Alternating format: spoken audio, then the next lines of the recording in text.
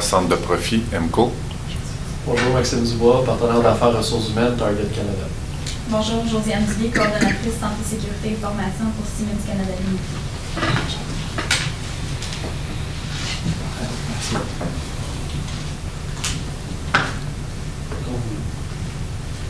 Depuis le début, disons plus, depuis l'âge de pierre, l'homme évolue et le monde avec lui. 1906-2014, voilà plus de 100 ans qu'une entreprise a vu le jour en Ontario. Et 100 ans, c'est un siècle. Rarement vous allez voir des entreprises pareilles qui ont eu tellement de succès. Avec plus de 200 succursales actuellement, elle représente l'un des teneurs dans l'économie canadienne. C'est alors que mon groupe constitué de Julie Ducet, Annie-Josée Roussel et moi, Kamala Siaka, représentant le groupe gestion JAS, allons vous offrir des solutions aujourd'hui pour toutes les problématiques que vous êtes venus nous voir. Et au cours de ces 20 prochaines minutes, seront situées comme suit. En premier, vous aurez une situation actuelle, la problématique, le mandat, les enjeux, le plan d'action, le budget et le taux sur investissement, et bien sûr, un suivi déterminé d'une conclusion. Pour votre situation actuelle, vous êtes premièrement le distributeur de choix pour les Canadiens. Deuxièmement, vous avez, comme mentionné, 200 centres de profit au travers du Canada. Et votre vision était de procurer une satisfaction totale à votre clientèle et la service à la clientèle exceptionnel. Vous êtes aussi très responsable vis-à-vis de l'environnement et le programme de formation et de perfectionnement aussi offert pour vos employés.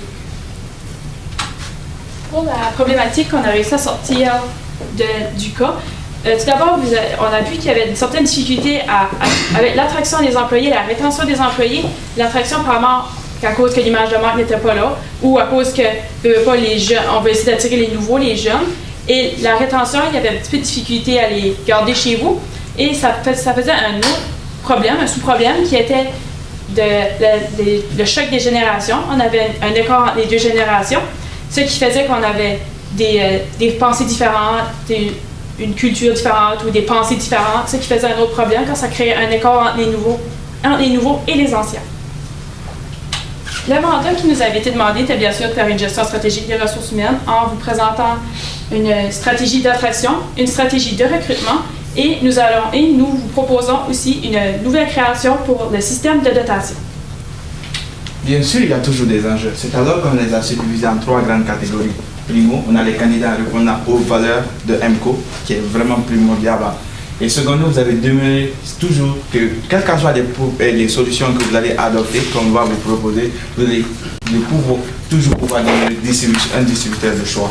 Et bien sûr, vous allez fournir un service de classe mondiale à tous vos clients. Donc, vous mettez vraiment un accent très fort. Pour le plan d'action, tout d'abord, nous allons préciser les étapes dont on va passer au travers. Premièrement, on va expliquer notre stratégie d'attraction, la rétention de les employés, l'avantage concurrentiel, ensuite la responsabilité sociale, suivi de l'échéancier qui va expliquer quoi faire, quand et comment. Pour ce qui est du premier plan d'action, on a ce qui est de la stratégie d'attraction. Il a été dit, en fonction des informations que vous nous avez procurées, que c'est vraiment difficile pour vous actuellement d'attirer certains candidats. Et surtout, vous cherchez un certain type de candidat qui répondent vraiment aux valeurs d'IMCO.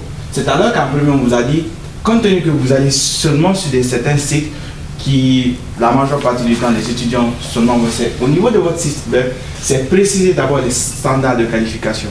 Parce que vous restez dans un domaine où vous offrez des services, mais ces services qui sont offerts aux clients par l'entremise de votre personnel, il y a certains standards de qualification qui doivent respecter. C'est alors procurer ce standard de qualification au niveau de votre site web. Ce qui veut dire que ça va diminuer en premier le temps que les candidats à appliquer, ça va vous sauver du temps. Secondo, c'est améliorer l'image de marque. Parce que, comme c'est vrai que vous n'êtes pas comme Google ou Bombardier, mais à cet effet, vous avez quand même une très grande expérience, une expertise, une très grande histoire que la majeure partie des entreprises ne peuvent pas imiter. C'est alors qu'en mettant une certaine image de marque, vous allez procurer à tous ces jeunes étudiants, à toutes ces autres personnes, peut-être travaillant dans un autre domaine, qu'ils travaillent chez MCO, c'est une expérience, c'est une histoire. Et venir évoluer avec vous à MCO, c'est de quoi qu'ils ne peuvent pas trouver dans n'importe quelle entreprise. Et bien sûr, c'est une phase d'atterrissage.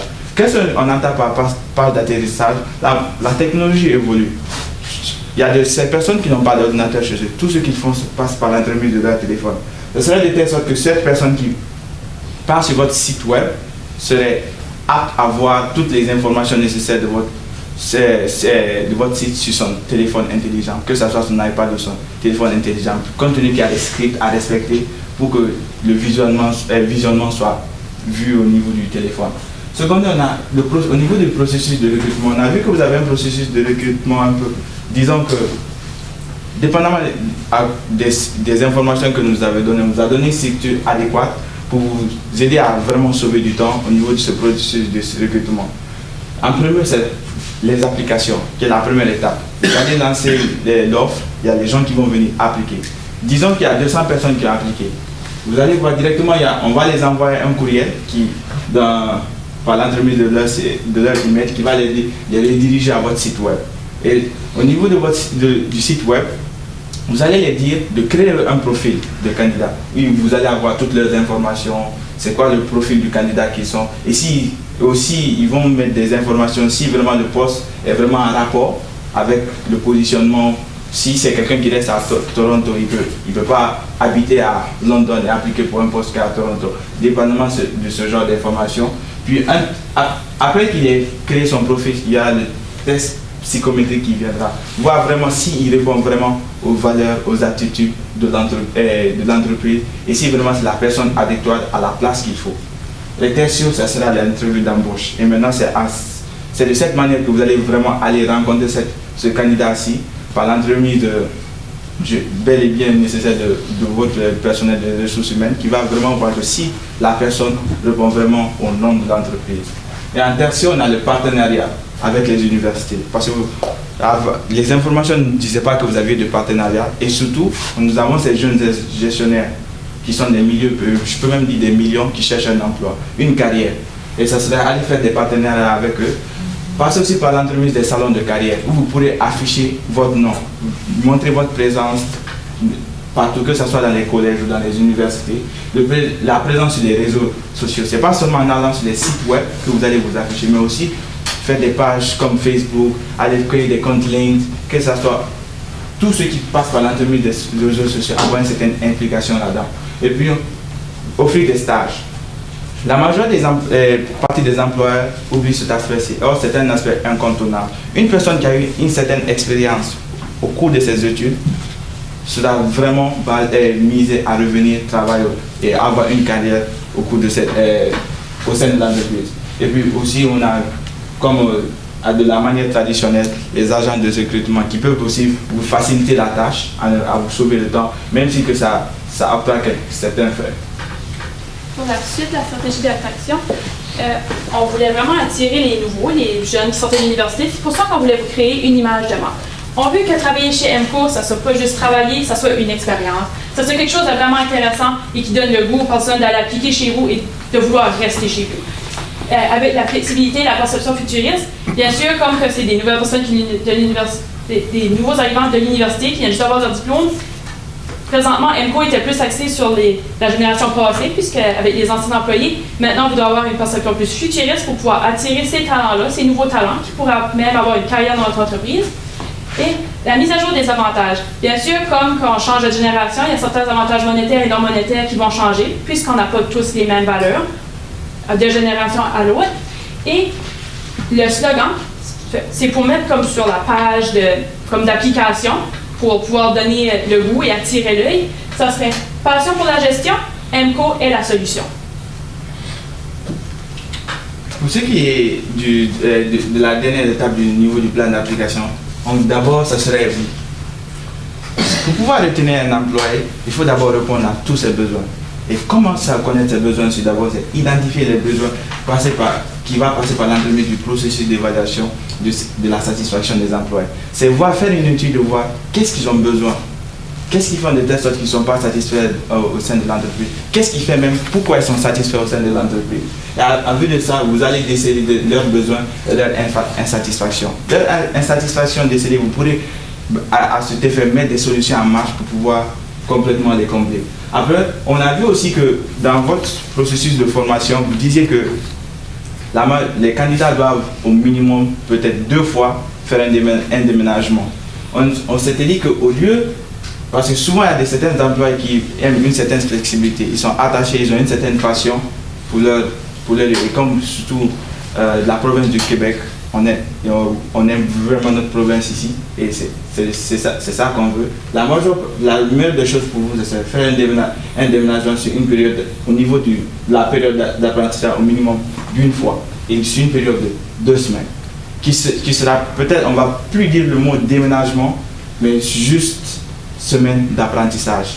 Qui sera fait de telle sorte que ça sera comme une façon pour le candidat d'aller dans une autre province, que si le candidat était au Québec ici, aller dans une province, disons, au Nouveau-Brunswick, pour aller faire une formation pour voir comment le centre de profit gère là-bas, mais sur une durée de 2 semaines, qui pourra quand même l'inciter à pouvoir aller parce que ce n'est pas à long terme, il ne va pas se sentir vraiment délaissé de sa chère province. En tertio, on a le choc des générations. Nous savons tous, ce problème-ci se voit dans n'importe quel pays, au niveau international. C'est un problème que chaque entreprise a. Qu'elle soit petite, moyenne ou grande, ils font tous face à ce problème-ci. Mais les solutions vraiment doivent s'adapter vraiment au type d'entreprise et dans quoi vraiment elle évolue. C'est alors qu'on vous dit qu'au niveau du recrutement, vous devez faire en telle sorte que mettre à partir des solutions qu'on vous propose, faire de telle sorte que la génération vieillissante qui est actuellement en place puisse comprendre cette génération montante. Comme un collègue l'a dit, la génération montante dont je fais partie, on aime beaucoup de la flexibilité au travail, pouvoir avoir des vacances, mais tout en avoir la passion dans ce qu'on fait. Et puis une mise à jour du système de dotation actuel, c'est que comme je le disais par les tendances de la génération actuelle. Parce que si aujourd'hui votre évaluation est portée avec une génération passée, ça a vraiment changé. Une personne par exemple qui était apte à travailler 52 heures pendant plus de 10 ans, qui n'était pas un problème, c'est vraiment différent d'une personne aujourd'hui qui a gradué et qui compte pas travailler plus peut-être de 40 heures, mais qui a toujours la passion d'être un vendeur et de pouvoir offrir le meilleur service à la clientèle. Votre avantage concurrentiel est tout d'abord l'expertise de votre personnel. Ça fait des années qu'ils sont là et ils savent pas mal beaucoup. L'image de votre marque avec les améliorations vont certainement surmonter votre avantage. Aussi l'expérience de MCO. De plus, vos avantages monétaires et non monétaires vont encore recruter plus d'employés ou de personnel travailler chez vous. Votre programme de formation, de perfectionnement, le fait que vous avez ceci, vous encouragez vos employés de toujours se perfectionner. Et tout d'abord, le respect de l'environnement. La responsabilité sociale est très importante ces jours-ci et ceci est un très bon avantage pour la responsabilité sociale. Donc, le processus d'évaluation de la satisfaction, ce serait de la valorisation de l'employé. Vous valorisez l'employé, l'employé va vouloir rester. Donc, le partenariat, le bourse d'études. Offrir des bourses va certainement aussi accueillir plus de gens chez vous et des commandites d'événements aussi.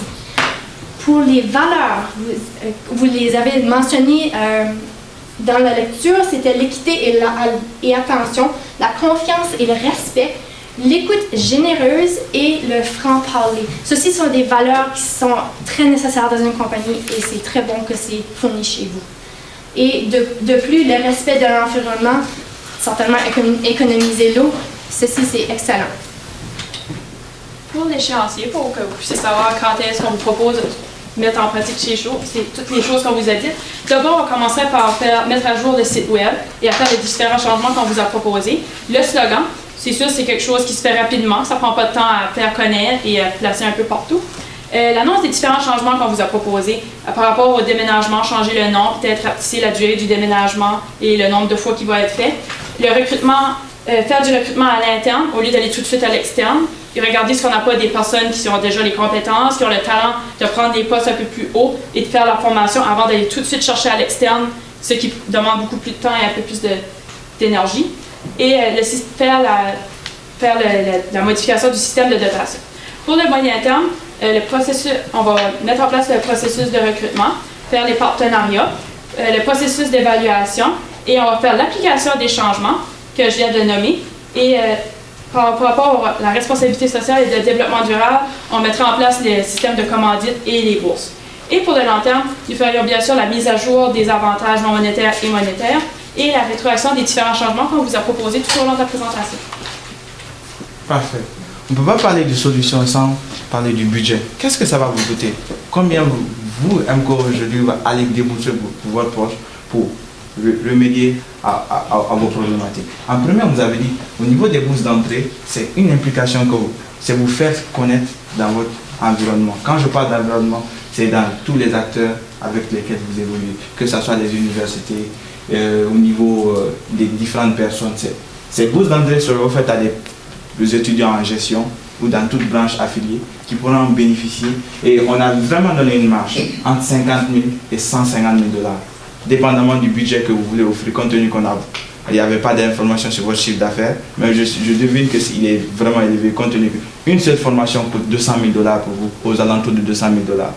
Et maintenant, c'est ceux qui seraient entre 150 000 et 150 000 $ pour les bourses d'entrée. Vous avez les commandites. Les commandites, c'est entre 10 000 et 20 000 $. Commanditer, c'est commanditer des événements comme les Jeux du commerce pour vraiment avoir une implication dans la province telle que le Québec. Et puis, les agences de recrutement, c'est entre 35 000 et 75 000 $. Par exemple, ce n'est pas le nombre de personnes que vraiment ces agents de recrutement vont pouvoir vous attirer. Et maintenant, le site web et les réseaux sociaux qui dépendent de 2 000 et 15 000 $ et vous donnez un total de 97 000 à 260 000 $. Et maintenant, parlons maintenant de qu'est-ce que vous gagnez avec cet argent dépensé. En premier, l'attraction des candidats, qui était un de vos premiers problèmes. Secondo, vous avez la rétention des candidats. Vous allez être plus apte à retenir ces nouveaux employés qui seront au sein de l'entreprise parce que vous allez les reconnaître, vous allez connaître leurs besoins et pouvoir vraiment remédier à leurs problèmes. La satisfaction des employés. Saviez-vous que 2% d'amélioration de la satisfaction et de la motivation des employés augmente de 1% vraiment le service à la clientèle? Et on sait déjà que vous êtes basé vraiment sur votre service à la clientèle. Vous faites tout pour que vos clients se sentent aisés quand ils viennent faire leur achat dans un centre de profit de MCO. Bien sûr, vous avez les avantages concurrentiels qui vous offrent, dépendamment face à vos concurrents, mais aussi dans votre environnement. Et votre image de marque. Comme on l'a dit ma collègue, MCO, ça sera pour toute personne voulant se lancer en gestion une possibilité. Pour votre suivi, vous allez tout d'abord faire l'évaluation des différents changements. Voir est-ce que les employés étaient satisfaits de ces changements, est-ce qu'il y a eu des problèmes, des modifications. Donc, ceci va vous aider à déterminer ceci. La rétroaction des employés, même chose, ils sont contents. Il y a-t-il quelque chose qu'ils ne sont pas tout à fait d'accord avec? Même juste demander l'opinion de vos employés va encore valoriser l'employé même, qui va leur retenir chez vous. Puis tout d'abord, la dernière serait l'implication de tous les acteurs auprès de votre compagnie. Pour juste faire un résumé de tout ce qu'on a vu au cours de ces 20 dernières minutes, on a vu que vraiment MCO c'est une entreprise qui a une histoire. Une histoire, même si elle a vu le jour en Ontario, c'est une entreprise qui représente les valeurs canadiennes. Parce que malgré la récession de 2008, elle a pu survivre et même monter un certain taux de croissance. On a vu ici que il serait nécessaire pour vous de mettre des standards de qualification parce que vous êtes une entreprise qui évolue au niveau du service à la clientèle. On pourrait peut-être même appeler ça une adhocratie professionnelle. Et cette adhocratie professionnelle ici va vous aider complètement parce qu'en même temps, elle va mettre des normes pour pouvoir desservir de la meilleure façon possible votre clientèle, mais aussi vous aider à structurer tout ce qui doit être fait de la meilleure façon possible. Et c'est alors que je vous remercie vraiment de nous avoir procuré votre temps. Et je vous dis aujourd'hui qu'avec nos solutions, le futur est au bout de vos doigts. Et merci de nous avoir donné ce temps. Place aux questions.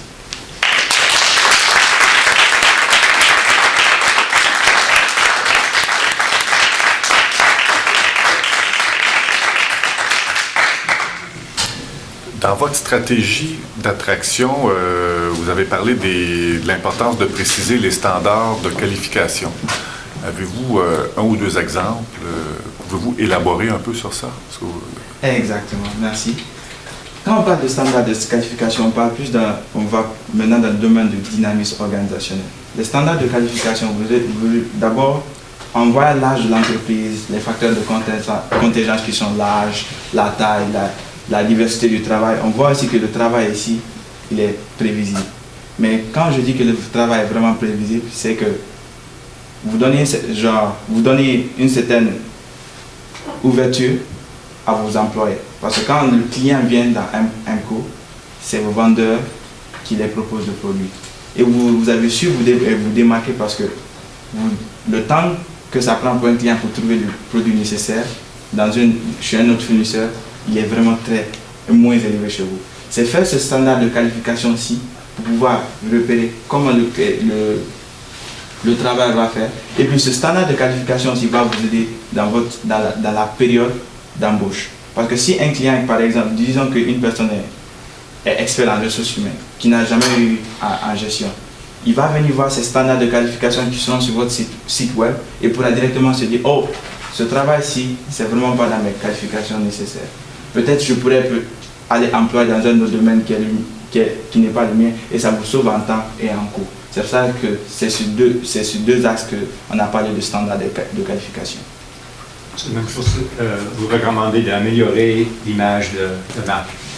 Spécifiquement, qu'est-ce que vous allez faire? Qu'est-ce que vous allez mettre sur le site web? Exactement. Et est-ce que le budget de 2 à 15 minutes, ça va être suffisant pour faire? Merci pour la question encore. Quand je dis améliorer l'image de marque, revenons à des informations que vous nous avez données. Quand une personne d'abord sort de l'université, je prends un exemple concret, un étudiant quand il sort de l'université cherche une carrière, une entreprise où il peut vraiment avoir un futur, où il peut mettre toutes ses connaissances en application. L'image de marque, pour surtout la majeure partie du monde, des candidats, quand ils voient, ils disent que oh, c'est dans le domaine de la plomberie, je vais évoluer. Et quand vous parlez de l'image de marque, c'est dire que c'est vrai que vous allez évoluer dans le domaine de la plomberie, mais ce qu'on vous offre, c'est une carrière. C'est de la passion pour la gestion, c'est de la passion pour du service à la clientèle. Et comment vous allez améliorer cette image de carte? C'est par l'entremise de votre site web. Comment les gens vous voient de manière pratique et de manière visuelle qui sont par l'entremise des sites internet. Par exemple, comme on l'a dit, c'est par l'entremise des partenariats. Faire une certaine application au niveau de votre site, ça peut coûter très cher parce qu'il y a des sites internet, comme je prends un exemple d'entreprise super, qui coûtent jusqu'à 300 et quelques mille $. Mais vu que vraiment, quand on parle de ressources humaines, on parle de gestion de coûts, un expert en informatique pourrait le faire dans une période de 3 mois à ses frais-ci. Et cette image de parle, comme je l'ai dit, c'est toujours votre site internet, votre présence sur les réseaux sociaux et l'entremise de vos partenaires et même aussi dans votre communauté. Merci. J'avais juste une question. Vous nous avez parlé de mettre à jour les avantages. Donc, les avantages monétaires et non monétaires pour la génération Y, mais j'aurais aimé savoir quels avantages je dois mettre à jour et comment je dois faire ça. Merci encore pour la question. Quand on parle d'avantages, vraiment, quand je parle d'avantages XY, je l'ai mentionné ici que nos besoins sont différents. Mes besoins sont différents d'une personne un peu plus âgée que moi. Par exemple, moi je cherche la flexibilité au travail. Pouvoir dire à mon employeur, je prends une semaine de vacances pour aller vraiment pour un plaisir. Et ça peut être différent. Et on a vu qu'au niveau de la génération Y, c'est plus basé sur la productivité, le travail et le rendement. Et quand on dit là, c'est la mise à jour de ces avantages-ci, c'est au niveau de cet aspect-ci. Aller vraiment en fluidité avec ce qui est des tendances actuelles, qui sont en premier la flexibilité du travail. Amener cette nouvelle tendance au sein de votre organisation pour que ces nouveaux candidats, quand ils viennent appliquer, ils puissent savoir que oui, ils viennent dans une entreprise qui les offre ce qu'ils ont vraiment besoin. Et non monétaire aussi, c'est, disons, reconnaître les employés qui qui font du bon travail en mettant leur nom, en affichant peut-être même sur le site web, faire des emplois, le vendeur de l'année et ce genre de choses. Merci. Merci.